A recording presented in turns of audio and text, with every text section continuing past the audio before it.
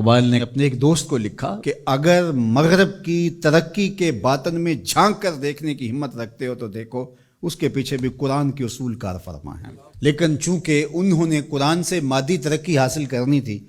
تو وہ انہوں نے لے لی۔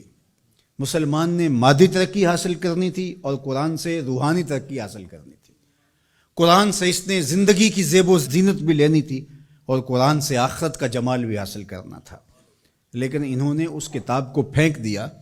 اور نتیجہ کیا ہوا نہ زندگی کا جمال نصیب ہوا نہ آخرت کا حسن عطا ہوا۔ قرآن انسان کو کھڑا کرتا ہے، انسان کو عروج دیتا ہے، انسان کو اس کی ذات سے ملواتا ہے، خودی کا تعقل دیتا ہے، اس کی ذات سے اس کو آگاہ کرتا ہے، اس کو مقصد زندگی بتاتا ہے، اس کو زندگی گزارنے کا اسلوب بتاتا ہے، اس کو معاد اور آخرت کی زندگی کے بارے بتاتا ہے کہ یہاں رہنا ہے تو کیسے رہنا ہے، وہاں جانے کا راستہ کیا ہے۔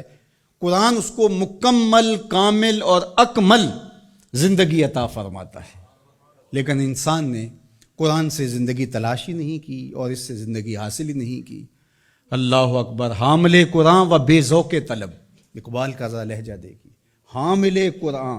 و بے ذوق طلب، العجب ثم العجب ثم العجب۔ اقبال کہتے ہیں افسوس ہے یہ قوم حامل قرآن ہے لیکن بے ذوق طلب، لیکن اس ذخیرے سے حاصل کچھ نہیں کر رہی، حتیٰ کہ اس کو طلب بھی نہیں ہے کہ اس کو اٹھا کے دیکھوں تو صحیح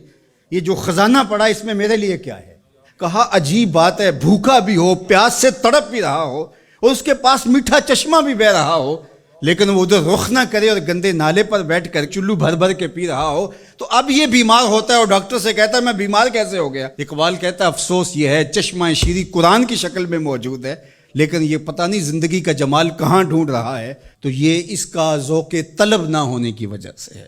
اور ذوق طلب جس کا ہوگا وہ ضرور اس سے کچھ حاصل کر لے گا اور اپنی ضرورت کے مطابق حاصل کر لے گا، اور اس نے بھی تو اپنی ضرورت کے مطابق جو حاصل کرنا چاہا وہ کر ہی لیا۔ جو اس کی طلب تھی قرآن سے اس نے وہ لے ہی لی، لیکن اگر قرآن سے زندگی کا اسلوب سیکھنا چاہتا تو اقبال کہتے ہیں کہ وہ زندگی کا اسلوب اور زندگی کا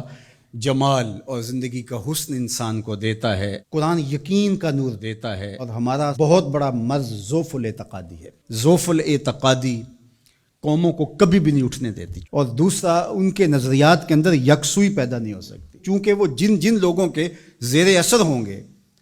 ان لوگوں کے نظریات کے حامل ہوں گے اور وہ قوم ہی نہیں بن سکیں گے۔ اور نتیجہ کیا کہ ایک علاقے کا اسلام دوسرے علاقے کے اسلام سے نہیں ملتا، ایک پیر خانے کا اسلام دوسرے پیر خانے کے اسلام سے نہیں جڑا ہوا، ایک تنظیم کا اسلام دوسری تنظیم کے اسلام سے نہیں جڑا ہوا۔ تو یہ سارے اسلام سینکڑوں ہزاروں کی شکل کے اندر جو نشو و نما پا رہے ہیں، تو یہ جتنے مرضی اوپر چلے جائیں نتیجہ خیز نہیں ہوں گے۔ نتیجہ خیز تب ہوں گے جب ماخذ ایک ہوگا، وہ قرآن مجید ہوگا۔ تو قرآن مجید سے جڑنا، قرآن مجید سے وابستہ ہونا، دل بستگی تعلق کے خاطر